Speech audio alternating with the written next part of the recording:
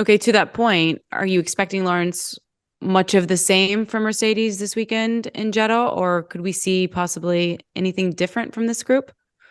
I think it's going to be a pretty tough race because if you looked at where the Mercedes was good and where it wasn't, one of its main weaknesses at the moment is in high speed corners, and there's quite a lot of those at Jeddah. So I'm not expecting them to be right back at the front, but I think in the race they're going to have an easier time because one of the big issues in the race in Bahrain was tire degradation, and if Lewis, if his car had basically been able to manage that a little bit better, if he'd been able to, you know, drive around it a bit better with the tools he had, essentially with a bit more downforce, then he might have been able to keep Fernando Alonso behind. So I think it probably won't look quite as bad as it did in Bahrain, but I think it's still not necessarily a Mercedes track. I may be proved wrong. We're dealing with such a small sample of data here from Bahrain and various different corners and what the cars look like relative to each other. But yeah, my expectation would be not a massive step here, but there will be other tracks where I think they will have steps. And then there's a lot's been made of an upgrade coming for Imola.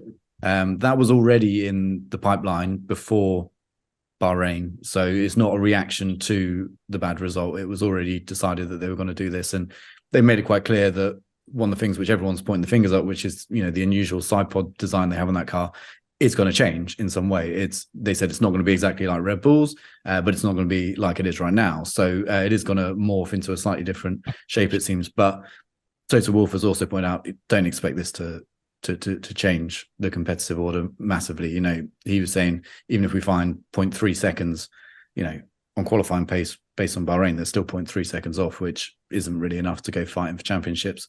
So yeah, that's where they are, and I think really what they're looking at now in reaction to Bahrain is going back to some of the basic car concepts that they looked at before and for whatever reason didn't choose to pursue, and trying to understand what they've missed and where Red Bull and Aston Martin have made these massive gains over the winter, and why Mercedes hasn't been able to keep up with that. So that's the stage now, but that process could be much longer. That could be really looking to 2024 before there's a genuine fix on the car, just because of what you can change mid-season with a car under the budget cap and with aero testing restrictions as well.